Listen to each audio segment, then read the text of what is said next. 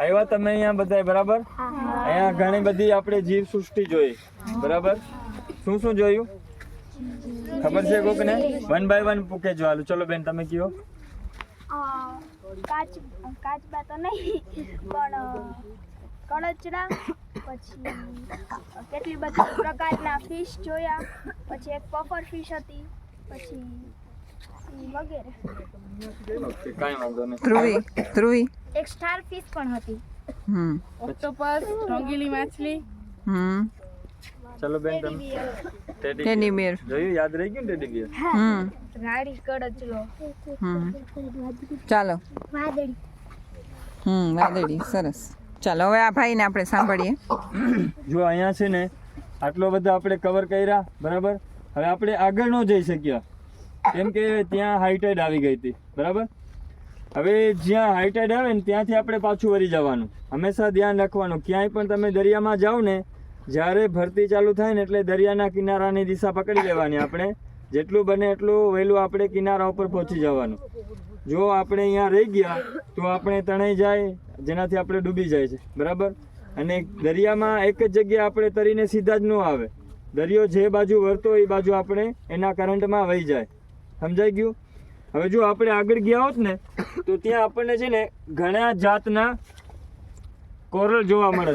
શું મળે? આ બધા કોરલ છે. શું છે? ગુજરાતીમાં શું કહેવાય? ના, પરવાળા. શું કહેવાય? શું કહેવાય? આ બધા અલગ અલગ જાતના કોરલ છે બરાબર. જે આપણે આગળ ગયા હોત ને બહુ આગળ તો ત્યાં આપણને જીવતા કોરલ મળે. તેને શું કહેવાય? લાઈવ કોરલ કહેવાય. શું કહેવાય? અહીંયા અલગ અલગ પ્રકારના કોરલ જોવા મળે છે. ક્યાં ક્યાં coral? Pineapple coral, moon coral, brain coral, branch coral, African pillow coral, એવા અલગ અલગ વિવિધ જાતના ઘણા કોરલ્સ જોવા મળે છે. હવે જુઓ, કોરલ્સ જે છે ને આપણા ઇકોસિસ્ટમનો સ્ટાર્ટિંગનો પાર્ટ છે અહીંયાનું બરાબર.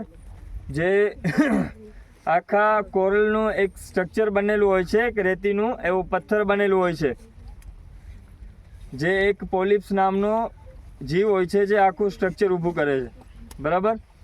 પછી હવે આપણે આવી ગયા આના ઉપર મેંગ્રુવ્સ, જે આગળ ફોરેસ્ટ દેખાય છે ને, જંગલ દેખાય છે ને આગળ બરાબર. હવે એ આપણા માટે શું ઉપયોગી છે એના વિશે કહું છું તમને. ફોરેસ્ટ, મેંગ્રુવ્સ એટલે ચેરના જંગલ. શું? આપણા જે ચેરના ઝાડ કયા ને આપણી ગુજરાતી ભાષામાં, બાકી એને શું કહેવાય? મેંગ્રુવ ફોરેસ્ટ કહેવાય. મેંગ્રુવ ફોરેસ્ટ આપણા માટે સૈનિકનું કામ કરે છે. શું કરે છે? કેવી રીતના? જો જ્યારે ઊંચી લહેર્સ આવે, કોઈ સુનામી આવે, કોઈ અકસ્માત જેવી રીતના કે વાવાઝોડાનો જે હવામાનને હોય ને ખરાબ, ત્યારે ઊંચી ઊંચી લહેર આવે, મોજા આવે ઊંચા ઊંચા, જે શું કરે છે કે આપણી જે રહેણાંક જમીન હોય ને, આપણે જ્યાં રહીએ છીએ એ મીઠી જમીન હોય ને આ ખારું દરિયા હોય, તો ખબર છે ને તમને? તો જ્યાં જમીનની સપાટી પૂરી થતી હોય ને, જ્યાંથી દરિયા ચાલુ થતો હોય ને, ત્યાં વેવ્સ ભટકાતા હોય, મોજા ભટકાતા હોય. એ શું કરે? આપણી જે રહેણાંક જમીન છે ને એનો ખાતો જાય દરિયા, અને પોતે આગળ વધતો જાય બરાબર. જેને રોકવા માટે આપણે મેંગ્રુવ્સ ઉગાડીએ છીએ. મેંગ્રુવ્સ જ્યાં હોય ને ત્યાં મોજાને તોડી તોડી અને જ્યાં કિનારો હોય ત્યાં પહોંચતા પહોંચતા પાણી શું છે? સ્થિર થઈ જાય, સમતલ થઈ જાય. ત્યાં જઈને ખાલી ટચ થઈને એમને વયું જાય. આપણે બહુ નુકસાન ન કરે જમીનને. બીજું કે એક આપણે નવસારી જિલ્લો છે ગુજરાતનો, ખબર છે ને? નામ સાંભળ્યું છે? ત્યાં આ વાડીનાર જે છે ને એવી રીતના જ ત્યાં એક ગામ છે. ત્યાં ગામમાં મેંગ્રુવ્સ નથી, જેના કારણે આજથી 30 વર્ષ પહેલાં જે ત્યાંના ખેડૂત હતા ને તેના ખેતર 3 કિલોમીટર અંદર દરિયામાં વયા ગયા છે. હવે જ્યાં તે લોકો રહે છે ને ત્યાં પણ જે પૂનમ ને અમાસનું જે છે ને, તમને ખબર હોય તો ઊંચા પાણી આવે. નોર્મલી અહીંયા 2 મીટર કે 3 મીટર પાણી ભરાય, જ્યારે પૂનમ હોય ને ત્યારે 4 મીટર પાણી ભરાય.